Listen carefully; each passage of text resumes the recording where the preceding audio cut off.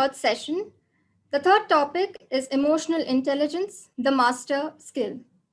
Emotional intelligence was made popular by Daniel Goleman in the year 1990, and it is a relatively new concept but an immensely important one.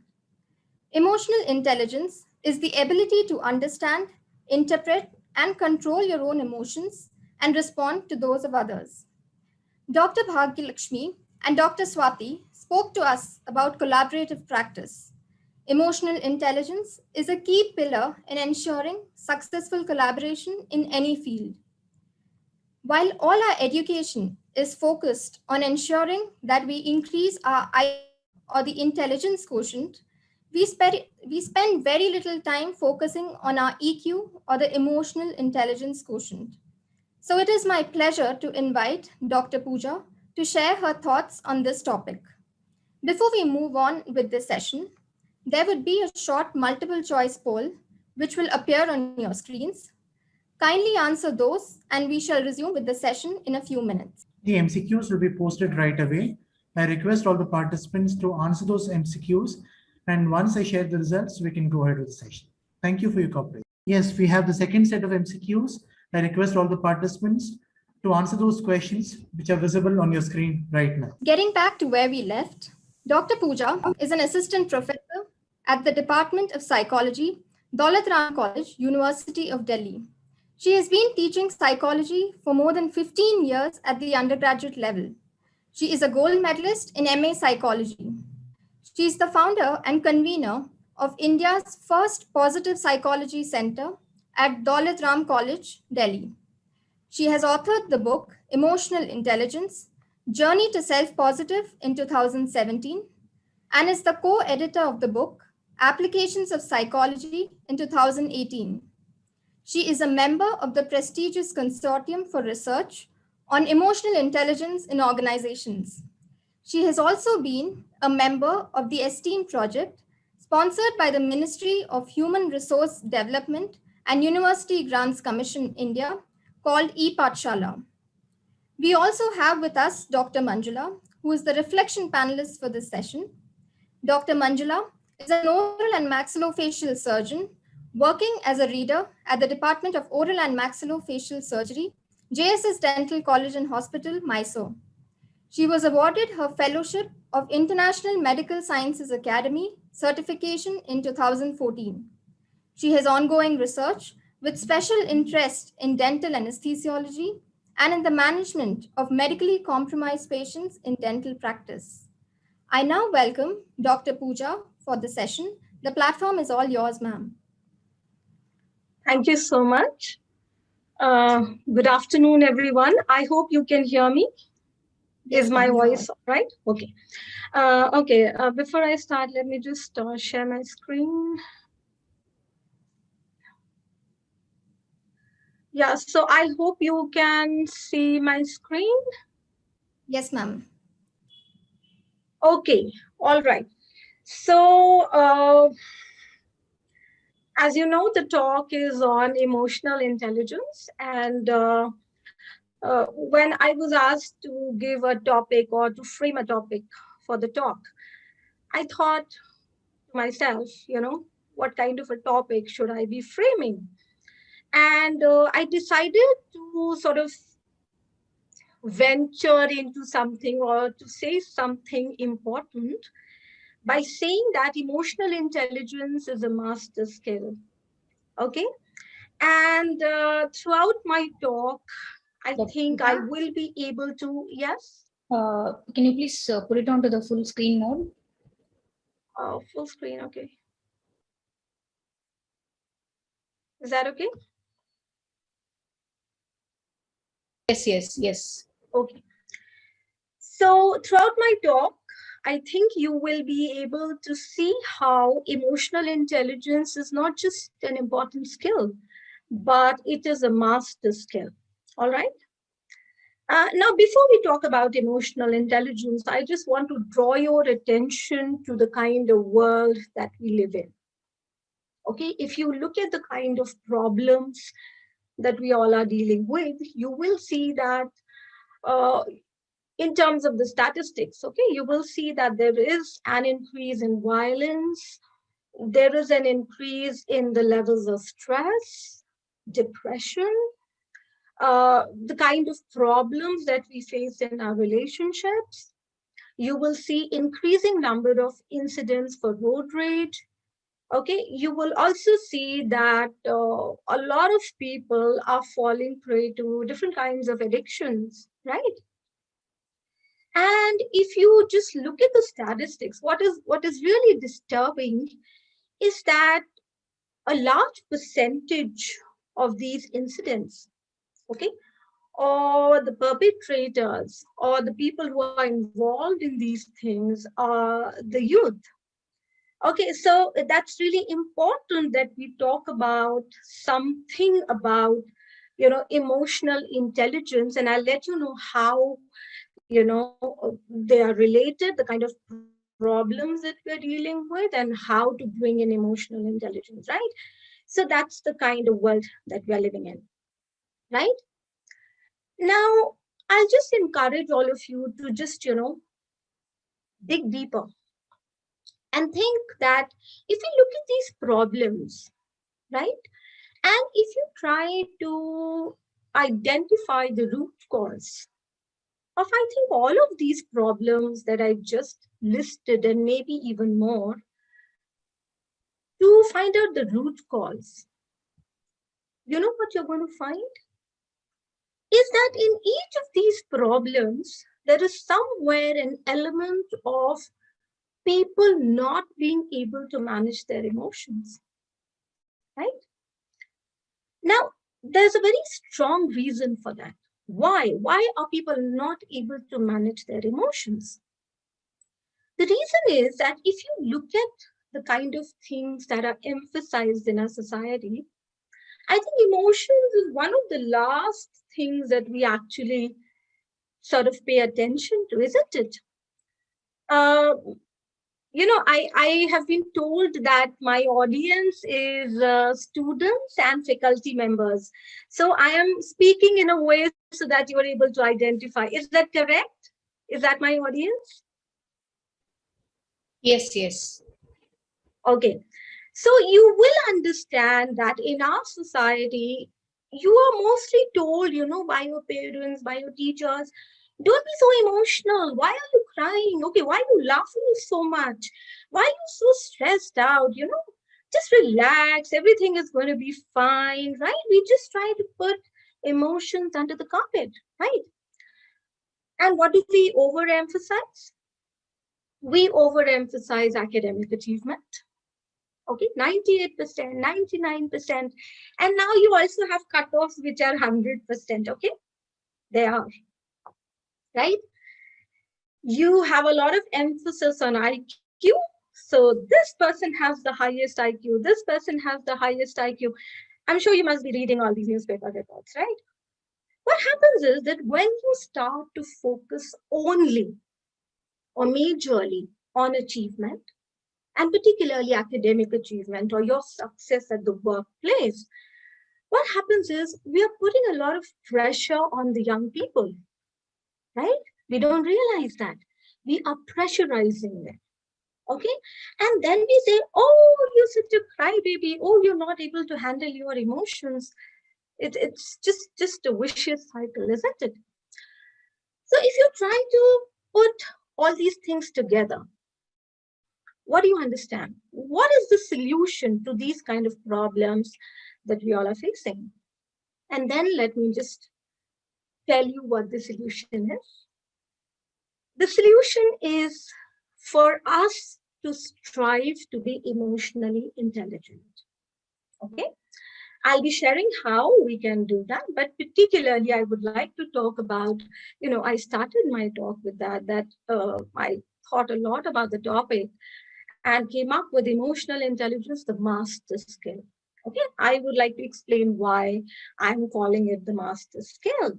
It's not IQ. Okay, it's not your achievements. They are important. Yes, I'm not denying that. But why is emotional intelligence the master skill? Somewhere I read a discussion where were, viewpoints given by different philosophers, and they were talking about which is the master virtue, right? And there was a debate which was, whether wisdom is the master virtue or whether self-regulation is the master virtue. And I said to myself that why is it self-regulation? Why is it not emotional intelligence? Because self-regulation is a part of emotional intelligence. Okay, so this is my proposal, that instead of, yes, wisdom is important, other things are important. I'm not denying that, right? But I think if we start considering emotional intelligence as a master skill, we are really going to do a lot of good for the people. Okay, we'll see how. All right, so now it's a master skill, right?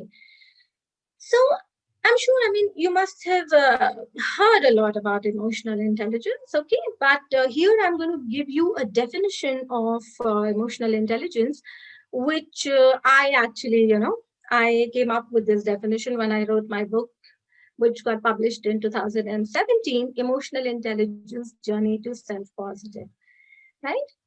And here I define emotional intelligence as, a set of competencies, right? Related to, first of all, understanding and managing your own emotions, then understanding the emotions of other people, and developing and maintaining satisfying relationships with other people. Now, if you look at a lot of models of AI, you will see that these components are there in a lot of models, okay? But then there's something which I felt which was not there in other models. So I added this because that's what my research showed me, is that it also involves an element of channeling your emotional energy to reach or to achieve or to create a positive self, right? So if you sort of dissect this definition, right, what are the important components that you find? That's what I'm going to be talking about. All right. So majorly, if you break down AI into different components, according to the more popular models, you will see that you can divide the domains of emotional intelligence into two. Okay. One is about the self, right? So which I have named self-competence, and the second is social. Okay. Within self-competence, you have two factors or two important components, and within the social one, you have another two components. So let's first talk about the self component, self-competence. Okay. Now, within self-competence, you have, let me just go here. Okay. Within self-competence, you have two factors or two components of the I. The first, we'll be talking about your emotional self-awareness, and second, we'll be talking about your emotional self-management. So let me first finish this and then we'll go further. Okay, so emotional self-awareness. Now, this is extremely important. Now, here I was just telling you how emotions are neglected. Okay, a lot of the times I'm telling you, you're not able to sort of define or to verbalize what emotions you're feeling. I have seen a lot of people, they have, they have wrinkles here, they are, they're stressed out, but if you just ask them, they're not aware of it. Or they just have a smile on their face and they don't know why they're smiling. Okay, all these things show that somewhere you are not in touch with your emotions, right? So the first step, I would say, for any kind of self-improvement, okay, is to become aware, right? And here we are talking about improving ourselves. So the first thing you need to do is to become aware, right? So you should first know what you're feeling, right? You have to be in touch with your emotions. You don't have to put them under the carpet, okay? You don't have to ignore your emotions. Emotions are really important, okay? You have to identify which emotion you're experiencing, because there's a range of emotions, if you see, right? And you should understand your emotions, okay? You should understand how your emotions influence your thinking, judgment, and behavior. Now, often you are told, that, in fact, a large part of my lecture would also focus on how your thought influences your emotions, but it's also the vice versa. Okay, the kind of emotional state that you're in also influences your cognitive processes. Okay, so that's something that you should keep in mind. Then understanding the cause of one's emotional state. Like I said, a lot of the times you're not even aware of what we are feeling. Forget about the reason why you're feeling so. Okay, then being correctly able to label the emotion that you're experiencing, that's also very important. Okay, a lot of the times you may be excited about something, but you just mislabel it as anxiety. And when you do that, there is a different implication of that just because you mislabeled a particular emotion. Okay, so that's also important. And how will you be able to correctly label your emotions is, of course, being more in touch with your feelings, with what you're experiencing. At the same time, learning more emotion related words, okay, so that you're better able to describe what you're feeling. Okay, accurate self assessment. Now we're talking about self awareness, so self assessment is a part of it. That means you should be aware about your own strengths, weaknesses, opportunities, and challenges. That's called SWOT, right?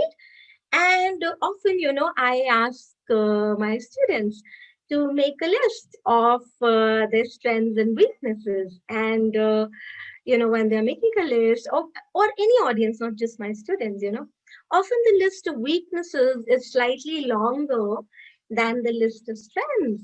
Okay, or the list of challenges is slightly longer than the list of opportunities. Now, that's something very interesting, right? A lot of the time, we just focus more on what we do not have. Okay, but that's a different idea in psychology altogether, which is positive psychology. So, anyway, you should be able to identify all these four elements in yourself to be better aware about what you're experiencing. All right, just hang on. Okay, I'm on the eighth one. All right. Okay, right. Now let's come to the second component of self-competence, right? We are still on the self. Now, once you know what you're experiencing, you should also be able to manage your emotions. That's very important, okay? You should be able to exercise self-control. You should know when to say something, when not to say something, when to do something, when not to do something, okay? You should be able to think clearly when it's a very stressful kind of a situation. Often, we get very panicky when something important comes up, or something which can evoke some stress, but we get highly stressed out because of that. Okay, so we need to calm down in such a situation. We need to remain calm, think clearly, and remain focused on what we are trying to do. Okay. Now, because I'm talking about self-management, then let's also talk about a very important part of self-management, which is self-motivation. Okay. Now, self-management doesn't only mean that you have to manage your anger, anxiety, and stress. It also means what you're doing with your emotions. Okay. And because we just learned that emotions also facilitate our cognitive processes, so it's really important. Now, what's self-motivation?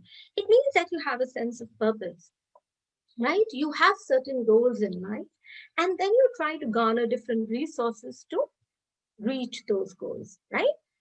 And a very important part of this would be, your drive, your achievement drive, your achievement orientation, trying to achievement doesn't mean that you have to achieve something very high-fi all the time. No, it just means that you are doing better than what you were doing before, isn't it? That's what achievement is. So striving towards excellence, trying to do something better the next time, right? And setting goals for yourself, right? So we've talked about the self aspect. Now, when we're talking about EI, it is not just how you are, working with yourself. It's also important how you're working with other people, right? So that's what the social component is all about, social competence. And here again, you have two components, okay? One is empathy, and the second is building and maintaining relationships with other people, right? So first, let us just understand what empathy is. Now, a lot of the people often get confused between sympathy and empathy. They are not clear about what empathy is. Okay, empathy is about perspective taking, right? It means that you are able to understand the situation of a person from their perspective rather than staying in your perspective. All right, and when you do that, a lot of the things are so clear, you are able to understand the other person in a much, much better way. Okay, like they would want to be understood. That's what empathy is. It also means that you're able to understand the needs of other people, okay, what they want, the concerns of other people, the emotions of other people, okay. And how do you know that? Not just by what they are saying, but also through their expressions, through their body language. A lot of the times, I mean, there are students in my audience, you would know, or even teachers, you know, a lot of the times, the person sitting next to us, a lot of the times they're going through a lot, but they don't share. So, how do you get to know that something is bothering them? Through their body language. Okay, and maybe you could just reach out and offer help. And a lot of the time, that really, really works. Okay, so, and we know, I mean, this is really important because, particularly at this moment when we all are, the pandemic is there, right? And a lot of the young people, particularly, are facing a lot of mental health issues. So it's really important to stay in touch, okay, through different forms of social media. Look out for each other, offer support to each other. Okay, that is what empathy is. Now, it has also implications for pro-social behavior. Like I said, when you're able to understand the other person, their needs, their concerns, you will be able to offer help to them. Okay, otherwise you wouldn't even know what they're going through. Okay, next. Now, this the second component of the social component aspect. Okay, and it means that how do you go on to build relationships with other people, right? So, building and maintaining relationships with other people, and why would you do that? Now, that would be a topic for a different discussion, is because relationships are the key source to our well-being. Okay, that is why developing others, that means you just don't talk about your own development all the time, okay, or your own goals. You also look out for other people and you try to help them achieve their goals. That's called developing others. Okay, that's what you can do as a student, that's what you can do as a teacher, and that's what you can do as an administrator. I'm sure there are certain administrators also in my audience, and you would understand what I'm saying. Then in relationships, I'm sure you will all agree that communication skills are extremely important. Okay, how you communicate to another person, and when you say communication skills, it is not just verbal skills. Okay, it's not just what you're saying. It is also your non-verbal component. Okay, your body language, your eye contact. Okay, your facial expressions. All these things are really important. Okay, so paying attention to all of this. Conflict resolution, of course, I mean, there's a lot of potential for conflict in any kind of a relationship. So it's not a problem if there are conflicts, but how do you handle or how do you manage those conflicts is what is important. Okay, so that was the first part of my talk, and where I just wanted to explain what EI is all about. Okay, and now I go on to the second part of my talk, which is about that when you say or when you term something as a skill or as a competence, okay, it means something.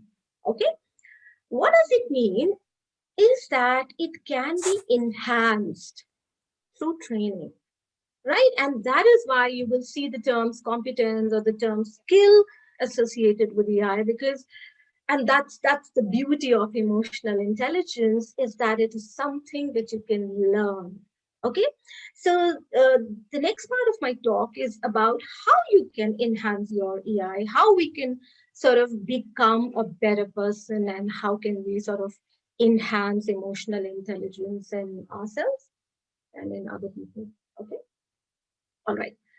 So I'll go component wise. Okay. So the first component is self-awareness. So I'm going to talk about how you can enhance your self-awareness, right? Now I have a lot of slides. Let me see which slide I am on. That's why. Okay. I'm on the 15th one. Okay. All right. And my time is 12. So, okay, I am on time. All right. So I can take some time and speak to you about the strategies. Okay, so strategies for enhancing your self-awareness. How can you become more aware about your emotions? Is first of all, you need to understand what emotions are. What are the different components of emotions? Okay, there's a cognitive component, there's a behavioral component. So you need to understand the idea or the concept of emotions. Like I said earlier, you need to also enhance your emotion related vocabulary. You need to learn more emotion related words. Okay. Third is experiencing the emotion. Now, this is important. Often I have seen, particularly that happens with sadness, with grief. Okay. And I just recently, wrote a post about it, and which a lot of the people were able to identify, because a lot of the times people just say, okay, just smile, okay, or be happy. How can you be happy all the time? That's not possible, right? Each emotion has a function. If sadness has a function, shame has a function, guilt has a function. You cannot say this is more important and this is less important. You can't. Okay, it is according to the situation that you're going to experience the emotion. So do not brush your emotions under the carpet. Okay, do not try to act all practical all the time. Utilize your emotions, okay, in a better way rather than just ignoring them all the time. That's what I want to say. Observing your thoughts. Okay, now let me just explain it very briefly. Is that the latest idea in psychology, okay, is that particularly cognitive psychology, is that the way you think is the way you feel.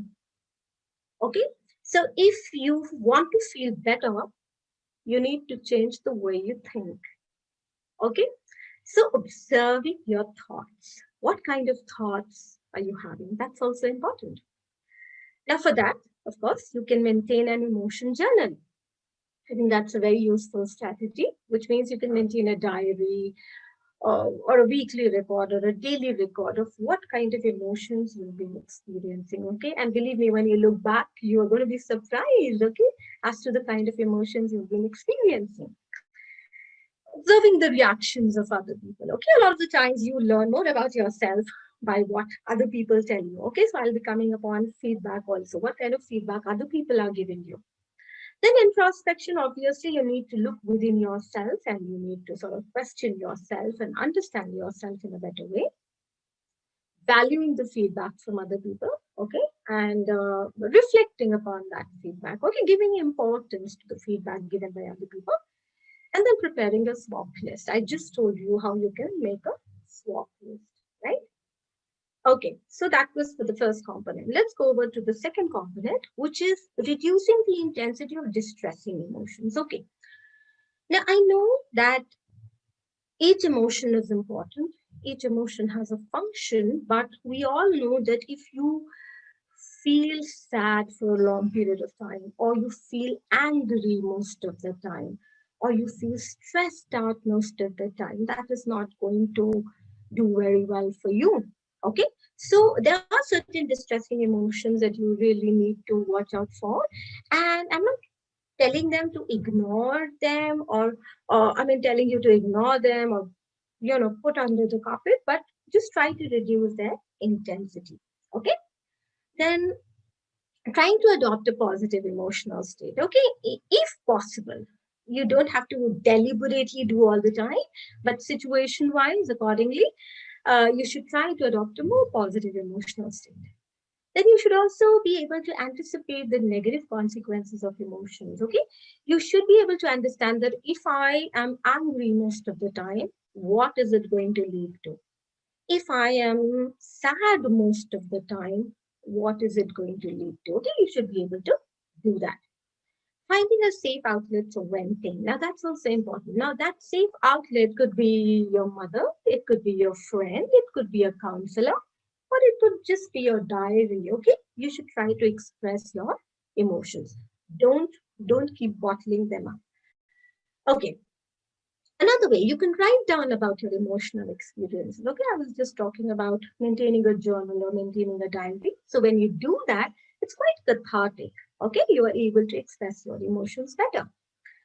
Seeking social support, right? A lot of the times you're not able to deal with your anger, you're not able to deal with some emotions, so you take the help of other people, right?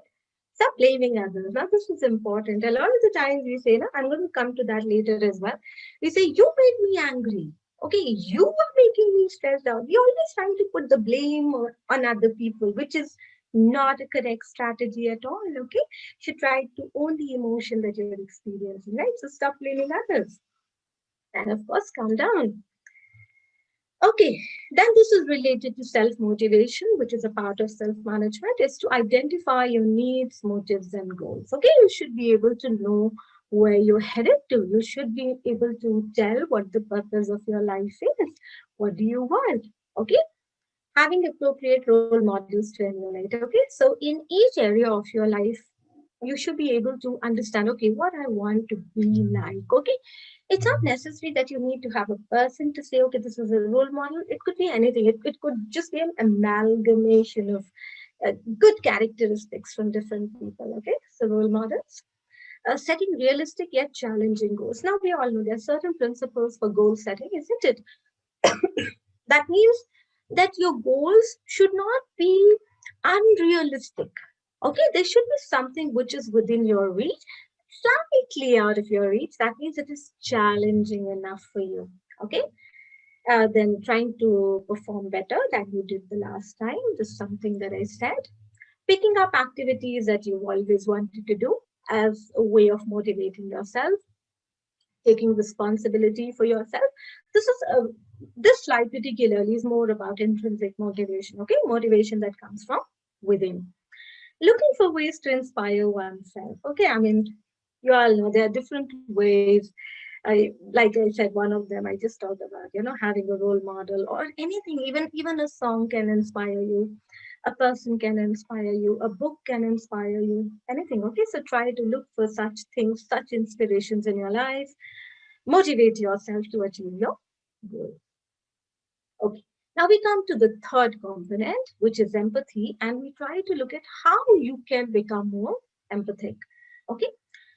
So first of all, you need to understand that the perspective of another person may be different from yours. I think this is one of the major issues with all of us, that we always try to look at another person's situation from how we look at the situation. And that's I think the root cause of all the problems. Okay, we should try to understand what a person is going through from their perspective. A lot of the issues, a lot of the misunderstandings are going to go away when you do that, believe me. Okay, trying not to be judgmental towards others. I know this is, easier said than done, but still you should try not to judge other people. Okay, and trying to understand what they're actually feeling.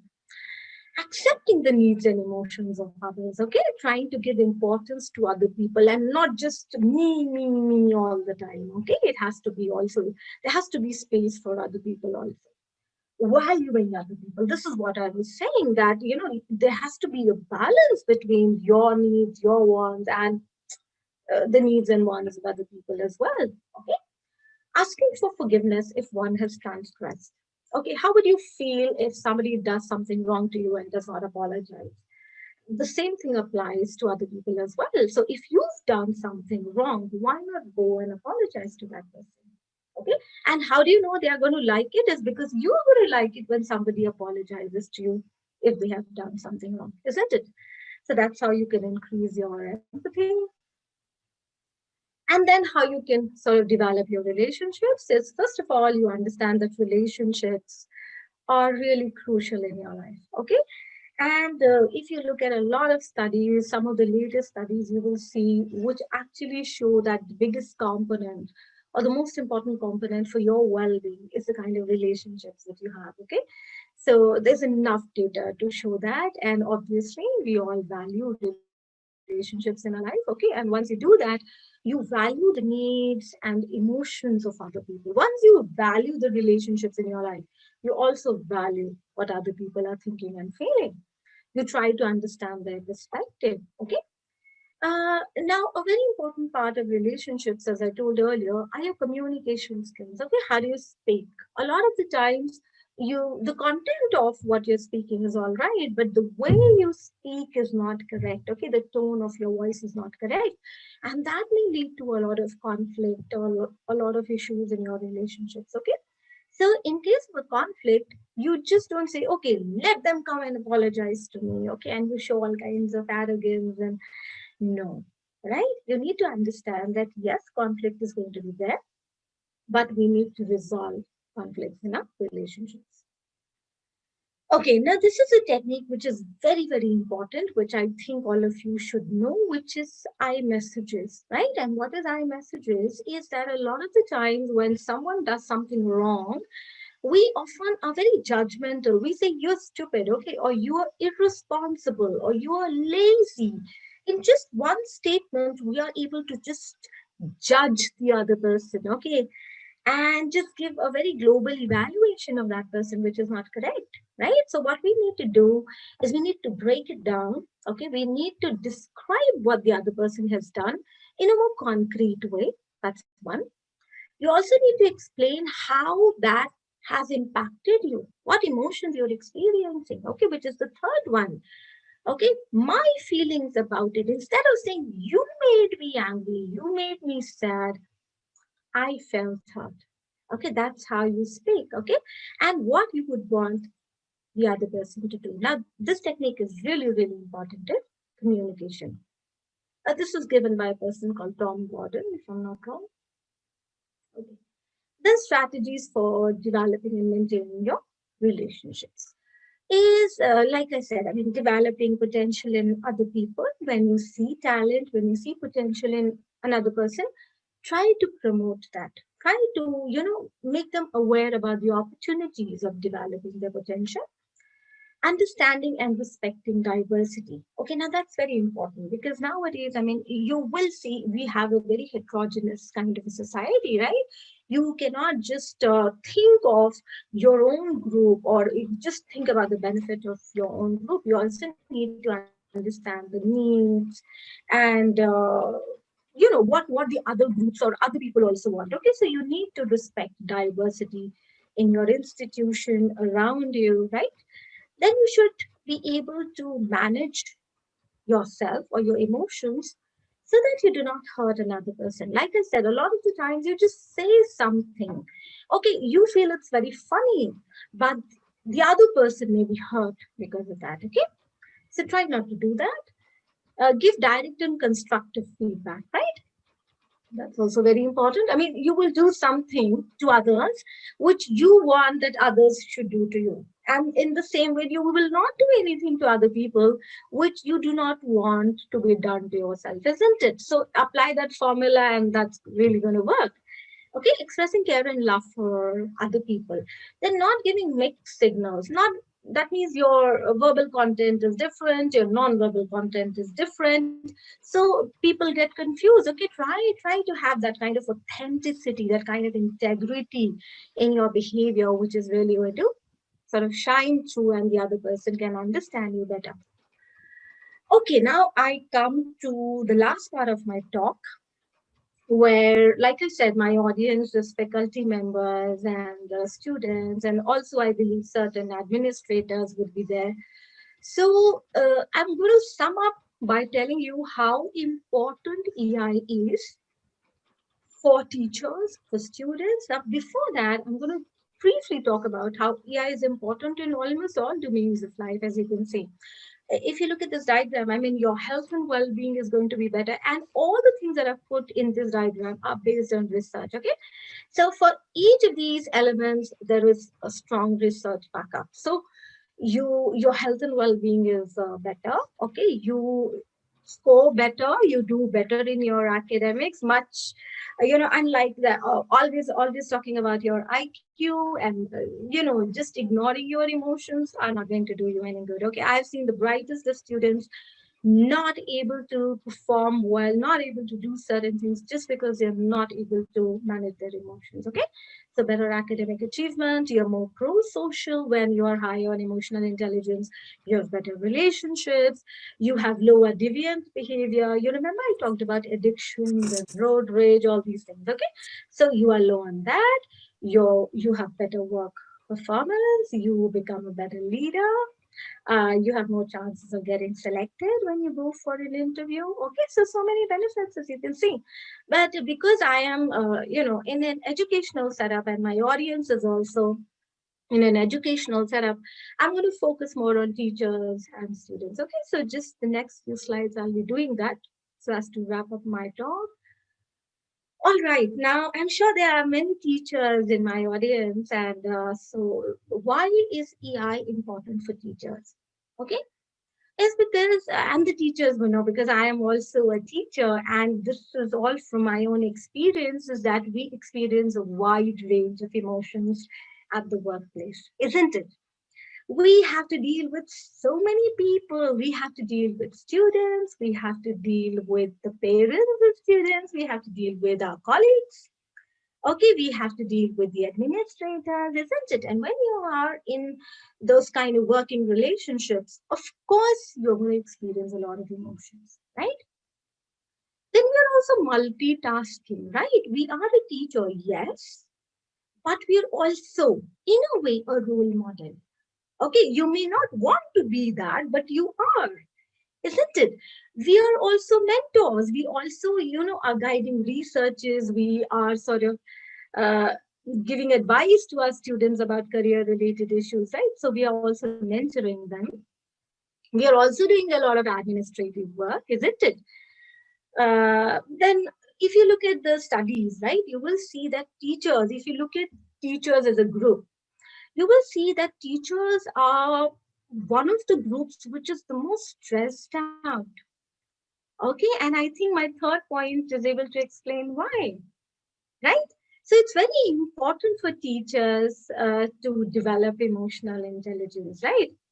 Okay, why? Because we are also responsible for how our students are learning, okay? And I would encourage the faculty to try to understand the kind of emotions that is created, in the classroom, and how that impacts the learning of the students. We are not just responsible for their learning, we are also responsible for their well-being, isn't it? How they are feeling, are they feeling good today, are they not feeling very good? I'm sure, I mean, during the pandemic, uh, I'm just speaking to the teachers right now, you would have seen so many different kinds of emotions in the students, okay? And you just can't ignore that, you have to handle that as well, right? You have to show compassion to your students. But at the same time, like I told you that I've written all this from my experience, I would also like to tell you that as much as we talk about compassion, right? We also need to understand something which is called self-compassion, right? You can't pour from an empty cup. So you cannot look after everyone if you're not looking after your own self. Okay, so that's very important. So you need to focus on well-being. You need to focus on the well-being of your students. Okay, you need to focus on your own emotions, because a lot of the times the kind of emotions you have, the students are also going to sort of experience that kind of an emotion. Okay, so you need to be vigilant about that. Okay, now let's come to the students. Why is it important for the students to practice emotional intelligence, okay, or to develop emotional intelligence? Is because the students also experience a wide range of emotions, okay? Let me see how much time I have. Okay, so I have some time. How much time do I have? So I'll talk accordingly. Uh, you have time till 1 p.m. Okay, but there will be certain questions as well. No? So I'll probably stop in 5-7 minutes, Yes. and then we can have a few questions. Is that okay? Yes, absolutely okay. Okay. All right. So, okay. So why EI is important for students? And now I'm particularly talking to the students, is that you all know that you experience so many emotions in your classroom, isn't it? particularly during the pandemic. I mean, it's been 1 year, more than 1 year now, the kind of emotions that you're experiencing, right? Your whole system has changed, right? You're totally on to online learning. How do you adjust to that? Not being able to see your friends, not being able to see your teacher. It's so difficult for teachers as well as students.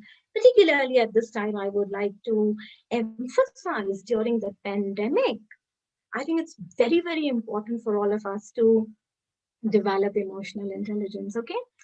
Then the students, they have to deal with their own emotions. They have to deal with the emotions of their peers, which is other students, with teachers, with their own parents, okay, with the administrators. They have to fill this form, that form, okay. They have to do so many things, okay. And like teachers, the students are also multitasking, right? They have to work on their curricular activities. They have to, focus on their academics at the same time. Co-curricular activities, okay, they have to publish papers, they have to make presentations, so many things you're doing, right? You have to participate in extracurricular activities, isn't it? You're planning for your career, what to do next, right? So it's a very stressful phase, right? And if you're not able to balance it well, if you're not able to manage your emotions well, things can really go out of hand. And we all know, I mean, if you look at the statistics, if you look at research, you will see that college students, particularly this group of 18 to 25, which is young adults, they face a lot of stress during this phase of their life. Okay. So I want to suggest to all the students that yes, your academics are important. Okay, the same goes for the teachers. Your work is important, all right, but your well-being is much more important. Okay, so you need to focus on your emotions. You need to focus on your mental health first. Everything else will come later.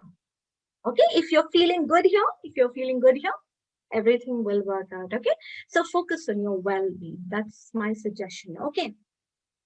So now I've just broken it down very quickly. I'll be talking about each of the components and what you can do, okay, for both teachers and students. So you need to be aware about your emotions. I just told you, try to learn more and more words about emotions, become aware about your thoughts, okay, try to prepare a SWOT list. And why is this important is because if you're aware about your own emotions, okay, you're more likely to be aware about emotions of other people. Okay, so that's step one. Step two, you have to manage your emotions. Okay, you have to try to stay calm under pressure. Okay, you need to have a sense of purpose. You need to set certain goals for yourself, realistic goals, and work hard to achieve those goals. Okay, try to motivate yourself in different ways and try to look at obstacles more as a challenge rather than a threat. Next, importance of empathy for teachers and students. This I feel is really important, okay? Because often you see the students are cribbing about the teachers don't do this, teachers don't do that, and teachers are saying, students are like this, aajkal ke bacche, these kind of things. Don't fall prey to these kind of things, okay? Each one has their own viewpoint, right? We need to understand that. So understand the perspective of the student, and the students need to understand the perspective of the teacher, right? Don't judge each other. Try to understand each other. I know it's difficult, okay, but start trying. Being accepting towards others, okay? Trying to accept another person as they are, not as you would want them to be. Now, active listening. Now, this is important because a lot of the times we just, sort of, when somebody is saying something, we are not paying attention. Okay, so we need to actually listen to what another person is saying. Okay, active listening. And last is, how do you maintain your relationships? You have to connect with your students. Students have to connect with their teachers. Okay, you need to practice your communication skills, your body language. Okay, how you speak, what not to say, what to say in a certain situation. Okay, developing each other. So teachers need to develop their students. The students need to, also focus on the feelings and the needs of the teachers. And conflict resolution. If there's a conflict, then you try to resolve it. Okay, so just this I think is the last part of my slide. So just summing it all up is basically, if you look at emotional intelligence, okay, I started with talking about how it's a master skill, right? And it is a master skill. I'm sure I've been able to convey that to you. And we need to bring emotional intelligence. We need to focus more on emotional intelligence. I've just talked about education today. Okay, not just in education. If you remember my diagram, I mean, each aspect of our life is touched by emotional intelligence, right? So if we all, in a very small way, just try to change ourselves, just try to improve ourselves just a little bit, I think as a society, we are going to change. We are going to bring in a lot of positive change in the society. Okay, so with this, I end my talk. Thank you all so much for inviting me. Thank you.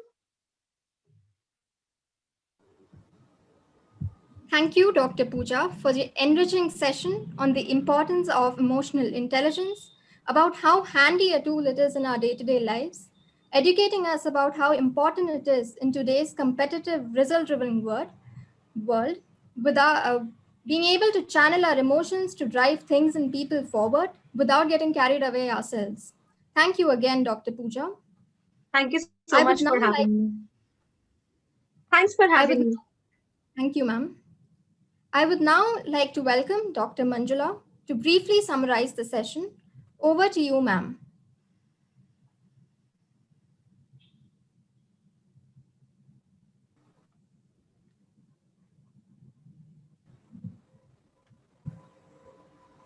Dr. Manjula? Uh, Nikita, Yeah, fine. Nikita, thank you, Dr. Pooja. It was a very nice talk. It's the right time for us all. Each one of us are trying our level best to adapt to the new situation due to the pandemic here. It has beautiful emotional intelligence is all about. It is the ability to your emotions work for us. This is what is the message here. Like, we always have to make work against us. So we should be very careful about expressing ourselves and how we enact ourselves also. And when it comes to happiness and success in life, emotional quotient matters as much as intelligence quotient. Emotional intelligence helps us build stronger relationships, succeed at work, achieve a career as well as personal goals. It can also help us to connect with the feelings into actions, feel and make informed decisions about what matters to us the most. So, in the gist of us, the express to others in the more in the way it has to be understood. Um, Now, the key points would be to be effective leaders. We must have a solid understanding of how our emotions and actions affect the people around us. The better a leader relates to and works with others, the more successful he or she will be. Now, taking the time to work on self awareness, self regulation, motivation, empathy, and social skills. These are the 4 points where we have to spend some time on. Working on these areas will definitely help all of us to excel in future. Thank you, Dr. Pooja. Are there Thank you any so much. questions?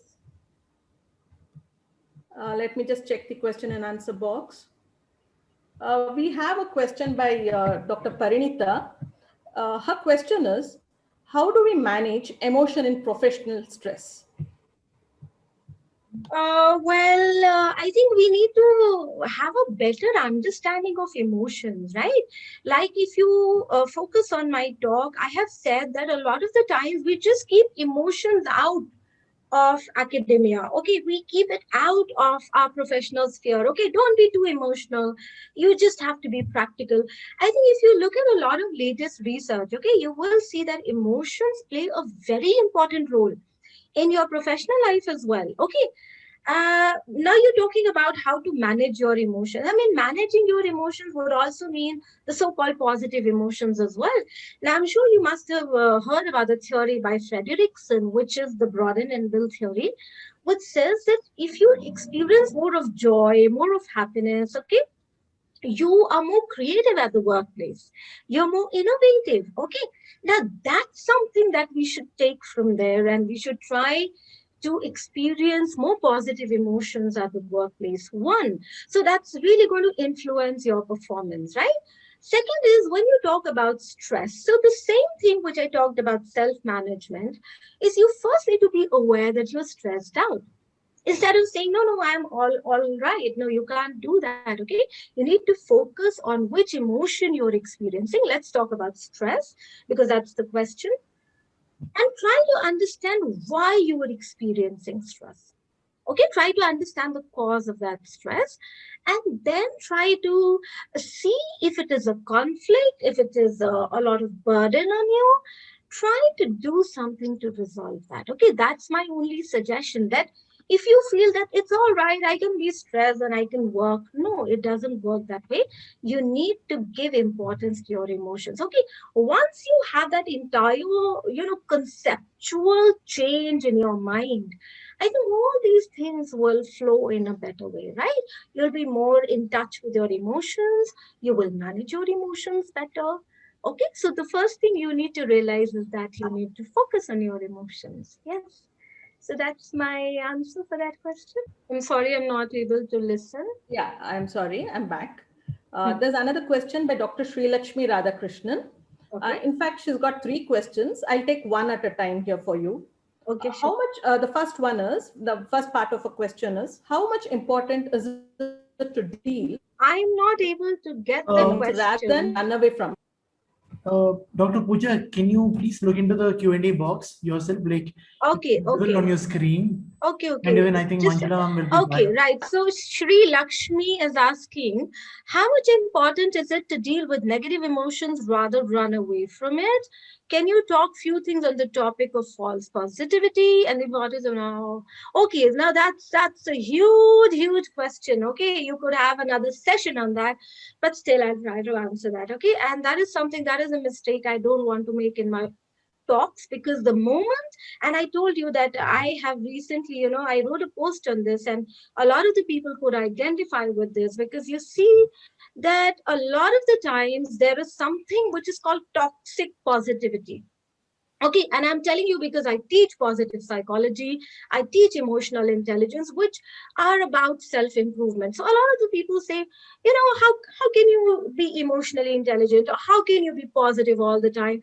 I mean, these questions come when you're not able to get the spirit of these constructs right. Okay, toxic positivity is when somebody is grieving. Okay, somebody is sad, and you just go to them and you say, oh, smile, let's go for a movie, oh, everything is going to be fine. Okay, that is toxic positivity for you. Or you just draw a smiley face and you want to make them smile all the time. Who says that you have to be happy all the time? Is it possible? Tell me. Is it possible to be happy all the time? No, it's not even possible. It's not even functional. It's not correct.